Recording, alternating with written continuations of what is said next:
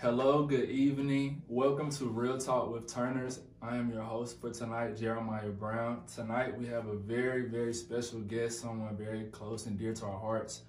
Our guest tonight came to us nearly 3 years ago at the age of 26 as a newly ordained and first-time pastor in the AME Church.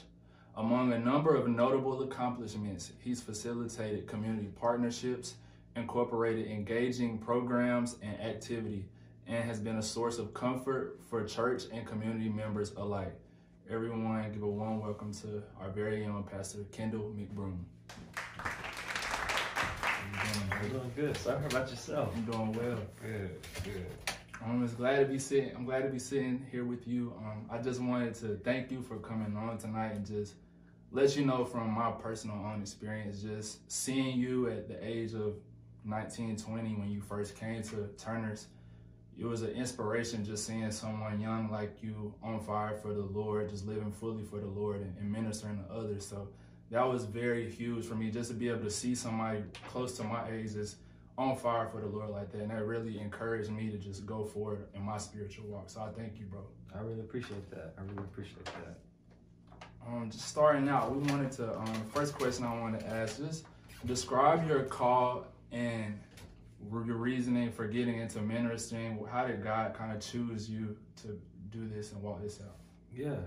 So my call narrative is one that in some ways is similar to others who say, God called them, but they ran. They tried to get away from it. They tried to ignore it, all those things. I remember growing up, hearing that there was a calling over my life and things of that nature. But, being young and not wanting to, remembering what I thought pastoring or what ministry was, and saying, well, that's not what I want to do. I don't want to operate like that or move like that or anything like that. But I remember the specific moment was I was in college. I think it's like my junior year. I had this conversation with God that was just like, you know what? If this is what you want me to do, I need you to show me. I need you to be extremely direct about it. I need to know that it is you calling me and not, other people or community or anything like that. I need to know that it's specifically you. About a week after that, the confirmation came. And I ended up getting sick, and that's when I first found out that I had blood clots. So I ended up being in the hospital at that time. It was like 2 weeks. And I just remember the messages and the encouragement and the hearing vividly from God that I want you to preach my gospel. I have called you to this. And so at that time, I was very naive though. I was very much so like, okay, ministry looks like every Sunday morning, being in a pulpit, wearing a robe, all of those things. But then shortly after my trial sermon, I had a member from my home church in Hampton, the church I was attending when I was in school, that really helped me solidify and kind of better understand the calling that God had over my life. And I'm grateful for her. Her name was Sister Juanita Smith. And I'm truly, still to this day grateful for her inspiration and grateful for her role in this calling, in this clarification. That's amazing.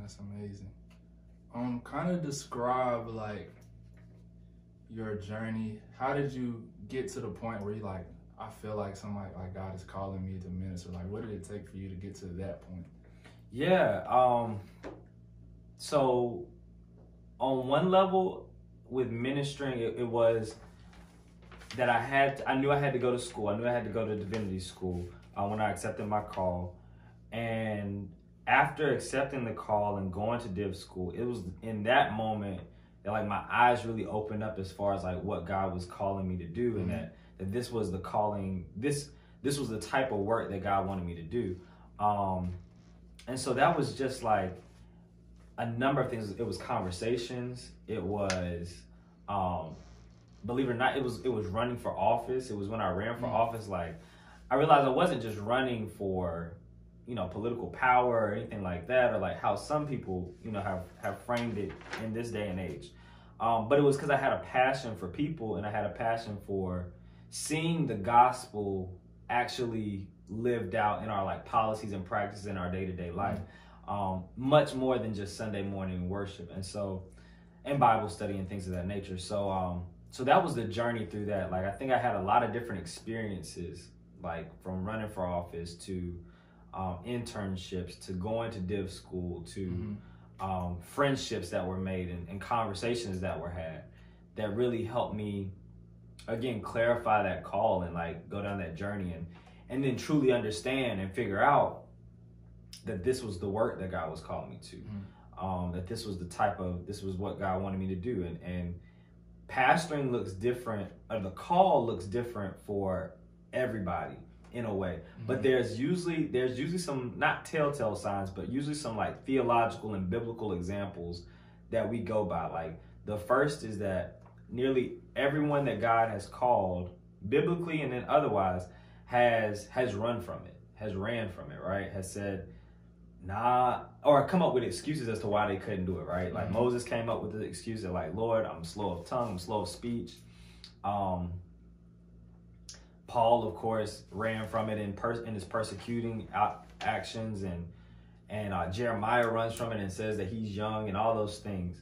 And it's not so much, I think sometimes we say that that's a negative thing, but I think it's a realization thing that if God calls you, this is the God over the universe, right? Like, this is the God over galaxies and ecosystems and people and lives. Right. This God calls you, like, it must be some mighty work that he's calling you to do, or something mighty that he's calling you to do. That's nervous. Like, you would be nervous about that, right? Like, so I think that that plays a role in people accepting the call. But like I said, for me, it was that running, and then having the clarification that, and then also like learning to understand that it won't all happen. The work won't all happen in my lifetime. Like, the work will continuously be passed down, and the work has other people that can join in on the work. So yeah, that's how that happened. That's amazing. Picking off of that, what advice do you have for our listeners, maybe our young listeners, especially, that have that push in their heart, that feel like they have, like, God's calling them to something bigger, something much bigger beyond them, that's scary? What advice do you have for them just seeking God out for that, trying to figure out what that call is and how to move forward? Yeah, to like the young people listening, I would say don't allow fear to hold you back.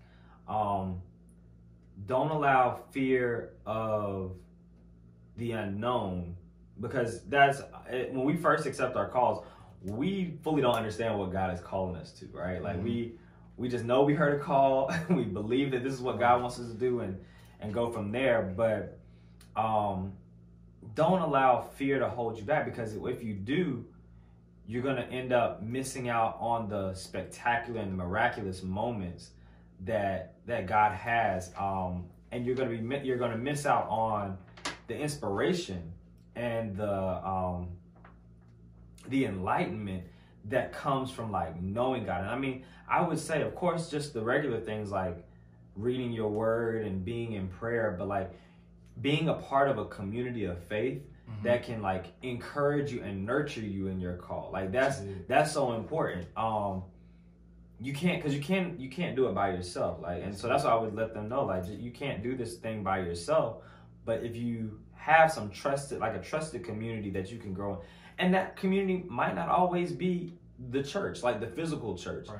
It might be some people that you met along the way at a coffee shop or something, or when you were out to eat, or a number of other places. So that would be my advice. Just I understand the fear and acknowledge the fear, but don't let the fear hold you back. Just like the preacher one Sunday said, or her title for our class leader Sunday said, flawed but anointed by God. Right. That covers a multitude. It doesn't say that you can just do anything and everything. Like, you can just that you continue in your flaws, right? Like, we don't continue in them per se, but it does say that, hey, you know what? Even if I do have some things I'm struggling with or I'm trying to work on, God still can use me. Right. And God can use me for God's glory and our good. So, and the good of others too. So that's good. That's good. All All right, so changing directions a little bit. Moving back to your first Sunday as a 26-year-old pastor of the Turner's Chapel and Me Church. How was that experience for you? The nerves, all the different fears you might have had. How was that for you? It's your first Sunday. Man, I was nervous. I was nervous. I was like, what? It still hadn't set in that I was coming here, and like I had heard things. So the thing was, I grew up in the conference and had heard things about Turner's Chapel, but I hadn't heard that much growing up. And then I get to conference, and me and Bishop had a conversation and all those things. But then whenever he called my name, like it still didn't register that he called my name to go to Turner's Chapel. It didn't register, but eventually that's all like just started, and it was all blurry because I had just got out of a sickness and everything, and like still was on the mend, and just was getting things together, right? And I remember that I was nervous. I was very nervous. I was driving from Durham because I was living in Durham at the time, and I just remember that drive. I was like, what if I bomb? Like, what if this does not go well? What if my sermon ain't good? What if my sermon's not long enough? Like, what if it's not short enough? What if I just fail? Like, so I was nervous on that, but I was going in and I was holding to the fact, one of the things that Bishop Davis told me, and then one of the things that I had heard in from other friends and other circles and just from seeing other pastors was, love the people. Like, love the people. Like, and so I figured, well, if I can do that, because I feel like I got a pretty big heart, like, so I could do that, right? And so I tried to come in with that mentality, and wasn't too sure how I did that first Sunday. It was definitely still nervous. You did good, man. I did okay. I was like, you did good. I was like, because I want to tell y'all, like, so before I came to Turner's, I was supplying a church in the country. It was a 5-member church, Mount Pisgah in Alton, Virginia. Never forget, near and dear to my heart. 5-member church, and 6 of you include me. And so like I would play the piano and then like stop playing the piano and had to go over and start preaching. Oh wow. So it was like, and it was only 5 people, so you didn't really know how, like, couldn't gauge, you know. But long story short, it was different. I was nervous, but yeah, I was happy. I was happy to be here, and I was just happy for the journey. I was just happy to be on the journey. Yeah, man, you did amazing. I was nervous for you, man, because you was only a few years older than me. I was like, man, I could be up there having to give a sermon right. So kudos to you, man. I appreciate that, man. I appreciate that. Just looking at how God kind of pushed you into this environment, and usually like when God has something bigger for us that we're afraid of, like he has plenty of blessings and spiritual blessings for us, and he'll develop us through that. So how do you feel like you've just developed through your spiritual journey from being a pastor here? Yeah. So one of the ways I've developed spiritually has been, my theology is a lot more. It expanded. It expanded since being here. Compassion has expanded. Like, I think I was always a compassionate person, but pastoring makes you even more compassionate because you get a chance to like walk with people in their journeys, and you really understand the ministry of, and I heard it in school, didn't fully understand it, but when I started pastoring, I've now come to understand it, the ministry of presence, like just the ministry of being there, like not necessarily having to say a lot, not having to come up with the cliches and the statements that people always say during like certain times or whatever, but just being present, like making sure that you can be in that space with people as they are going through life. That has shown me a lot of power, and that's shown me like that there's a gift in that. There's a gift in showing up for people. that, and I've learned so much spiritually from the testimonies of members from Turner's. You know, seeing people or hearing about people going through and knowing that what people have gone through just to get to Sunday morning, knowing the trials and tribulations that they've gone through during that week or in that month, and how it seems like certain stuff has just been back to back to back, but yet and still they still show up to church, still stay committed to God, and still believe in things turning around. And then things do turn around, right? That's strengthened me spiritually. That's grown me spiritually tremendously. Like, it has truly blessed me on my journey to let me know that yes, life will come at you, and life can come at you 100 miles per hour. But the God that you say you serve is able to guide you as life is going 100 miles per hour. Is able to protect you and even sustain you as you're going through it. So yeah, that's been a true blessing for me. The testimonies of the saints and the testimonies of the people at Turner's. Cool. It was really interesting to hear about how you said you grew theologically. And I know Turner's is most of our church are older, seasoned people, really seasoned in their word. And I know society these days, like, new pastors, they like to take the word and twist it and make what they want to out of it. And I know you probably really can't do that here. So I'm interested to hear some of the things you learned theologically from just the veteran, seasoned members. Yeah, that's good. That's a good one. So one of the things that I've learned is, like, theologically, is that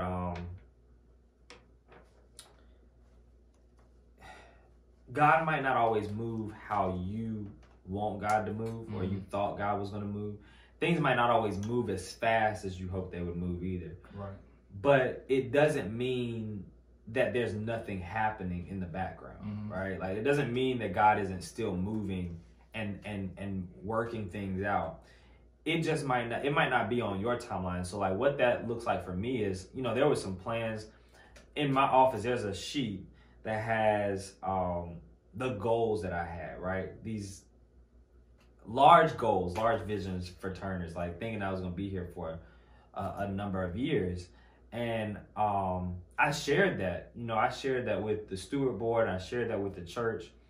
And some of those things we accomplished, other things we weren't able to or haven't. But theologically, one of the things I hope, or spiritually and theologically and spiritually, one of the things I hope happened was that the church saw the potential that it has. Like, the church saw that, when we put our minds to it, when we put our spirits together and our resources together, we can make something shake. We can make something happen, not only for our church family, but for the community at large. And we can truly be a life source, or a source of strength, and a resource for the community.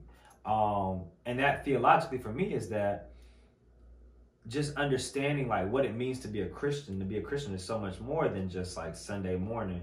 And it's just so much more than Bible study or just reading your word. Like, being a Christian is one who serves, and then being the church is an institution that then takes that and does it on an institutional or societal level in service.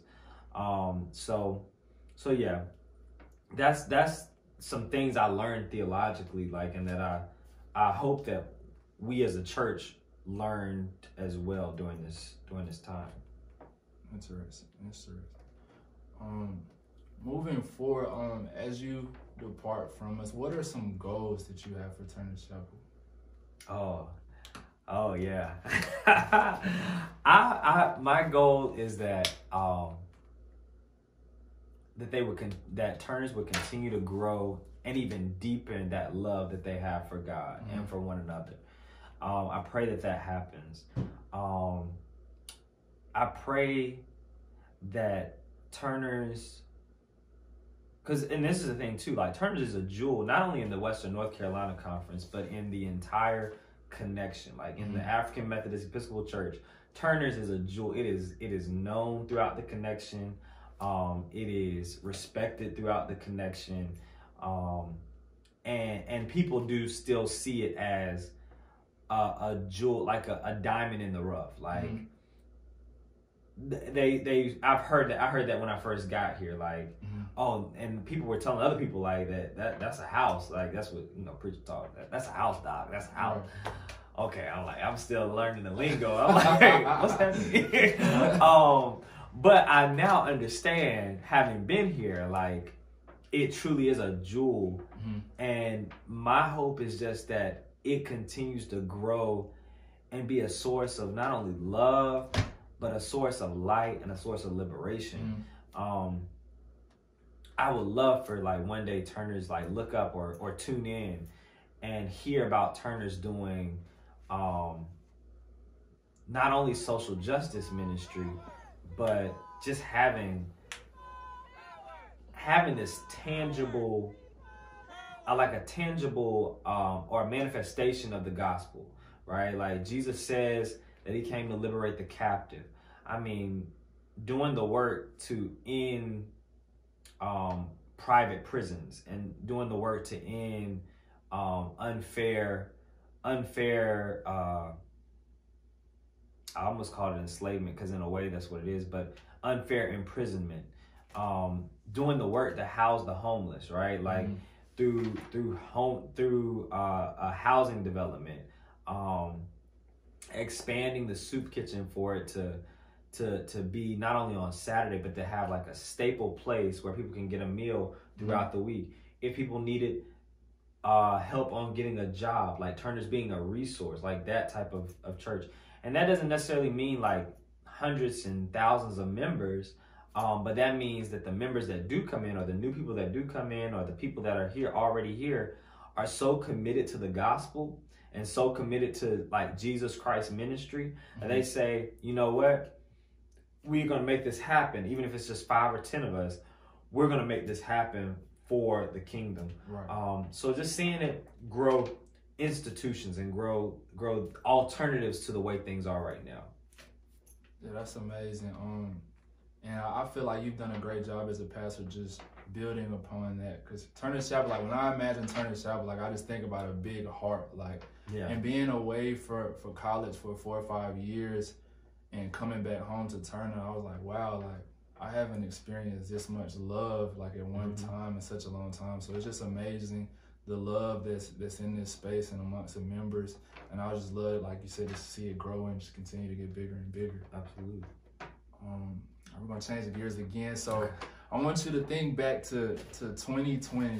You're a new pastor and pandemic hits, COVID-19. Just how was that just adjusting as a pastor and a leader? Just how was that whole process? Man, I remember like one early on, or it might not have been early on, but it definitely was probably like by month 3 or 4, right, of the pandemic. Lord, if I had known the pandemic was hitting, I don't know if I would have taken an appointment. I didn't know. But yeah, that when that hit, man, it was like, okay, things are shifting, things are changing. We've got to shut down. We've got to do things virtually. And I hadn't had experience in that world. Like I mean, beyond maybe 1 or 2 experiences with like Zoom and things of that nature, I wasn't that familiar with it. And wasn't familiar with like how we could do it. But I want to say shout out to the team that like really helped put things together. Because if it was not them, then I don't know what we would have done. I don't know what we would have done. I don't know. I really and truly don't know what we would have done. But that's Sister Jessica, Dr. Jessica Perkins, Sister Tiffany Gibson, Amen. And our praise team, our musicians that have been playing for us.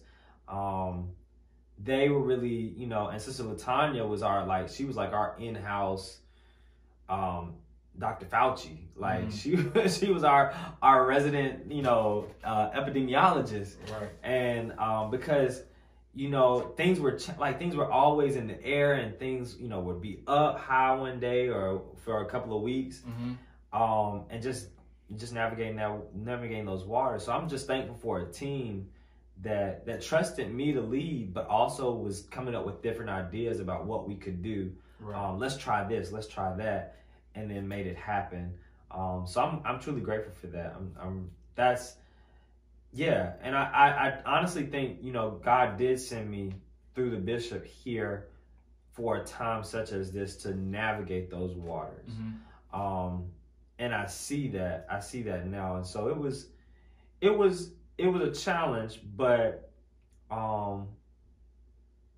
when I think about it personally, like one of the things that I could tell my children or grandchildren when they ask, well, what did you do during the pandemic? When that story gets to them, or when they're learning about it in the history books, it's like, well, I was pastoring a church and a community of faith, and we made sure that even though the doors stayed shut or the doors were closed, we still were able to have service and serve God in ways that blew our minds and ways that impacted and helped people. So. Right.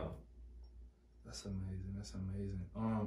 I feel like it was God's sending you here too, just you being a younger pastor. And we need more youth at this church for sure. And I just feel like it was just a perfect setup, just having your youth, being able to navigate all the changes and technology needed so we could still have a service and still have church during the pandemic. So I definitely feel like that was God's doing. Yeah. The next question I have, I know being a pastor, it gets grueling. It's every week, you know, every Wednesday Bible study, whatever, endless things. Like, how did you stay refreshed, and how do you stay refreshed just as a pastor and able to keep going week to week? Yeah, I was still learning that one. But I think two things that like really helped me, probably like two or three things that really helped me be refreshed were there were a couple of vacations that I took, like to the beach, because that was the only place you could really go during the pandemic. Right. And the beach is like my safe space, my like run away from everything and just kind of unplug, you know, from everything. So that was a way to be refreshed, and that was a way. And then reading fiction books, and not just reading the Bible to prepare for a sermon, but like being able to read a fiction novel, and in some way, shape, or form tying it back to scripture, like seeing God's work in that book. But that was definitely a help. And then the last thing that like kept me refreshed was probably like at least once a month having a seafood boil. Having a seafood boil kept me like rejuvenated my soul. That's right.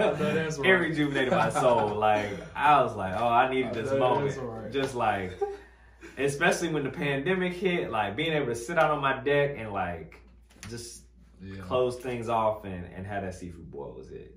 That's good, man. I love a seafood boil myself. Yeah. Next question I have. Who are some people, one person or multiple, that during your time here has just been very fruitful to you and helped you, like your person you could go to if you need anything or whatever you need to be a pastor and a great leader here? Yeah, so shout out to my spiritual grandparents, Reverend and Miss Diggs. They were always, you know, willing to one, keep it 100 with me, but then two, always offer that encouragement and remind me of when different things, you know, were going on, or just help keep me grounded and keep me rooted, and also just remind me of just so many things. So I'm grateful for them, and I'm grateful for their experience, because it never felt overbearing. It never felt as though they were trying to co-opt me or coerce me or anything like that.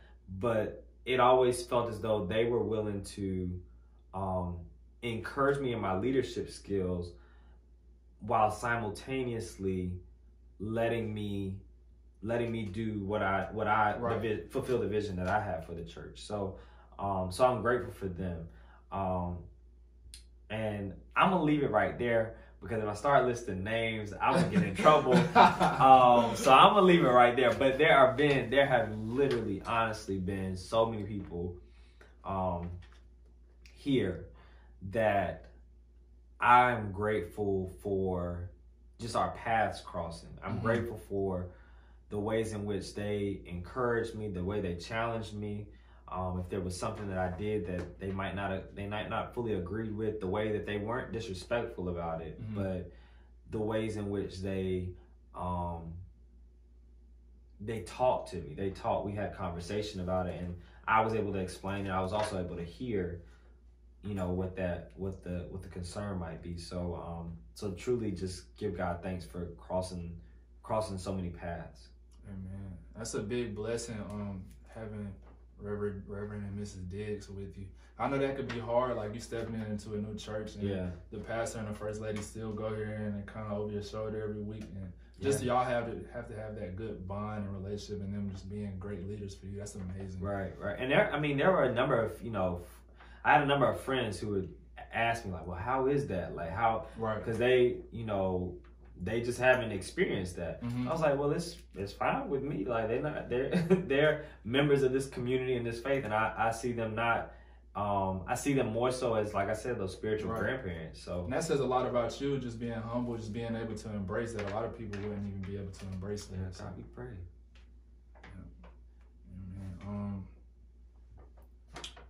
This is the last question I have for you. So, as you depart, what would you like for the incoming pastor to know about Turner's Chapel? I'd like them to know that you are pastoring and shepherding some of the most loving Christians, not just AMEs, not just church folk, but you are pastoring some of the most loving Christians that you might ever come across in one setting, in one quantity.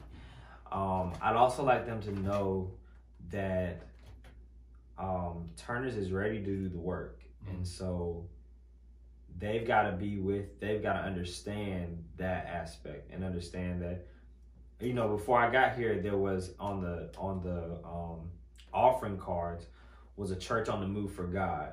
And I think it was still on Giblify too, but a church on the move for God. And so I would want that person to understand that that's the type of community that you're coming into, not to try to wield, power over them or wield authority, but be willing to grow together. Be willing to grow together. Because as you're guiding them, they're guiding you too. As they're growing, you're growing too. As they're maturing in the faith, you're maturing in the faith.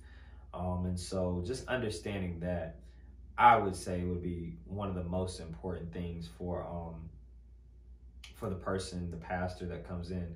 And, even if there are things, I think having the maturity and having the humility to know that you don't know everything about the church, like having that humility to be taught and be yes, you are the leader, but having the humility to be taught and